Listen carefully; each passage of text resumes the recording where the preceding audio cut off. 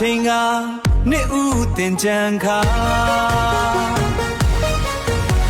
အဖော်မရှိတဲ့ကိုတယောက်မှသာတကိုယ်တဲ့အတင်ကြံကအဖော်မရှိတဲ့ကိုတယောက်မှသာတကိုယ်တဲ့အထီးချမ်းသာ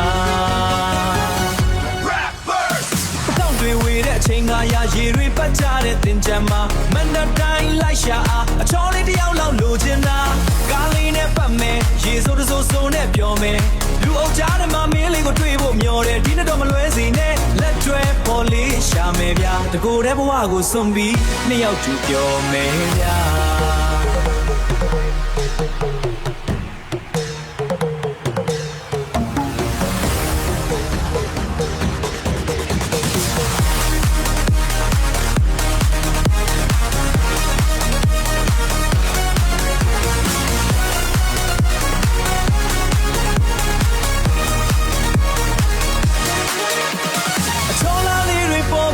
တယောက်လောက်တော့ရှာမယ်ဗျာအချောလားလေးတွေပေါ်ပါတယ်တယောက်လောက်တော့ရှာမယ်ဗျာတကူလို့ရှာမရရင်တစ်ခါလူပြိုကြီးဘဝနဲ့အထီးချမ်း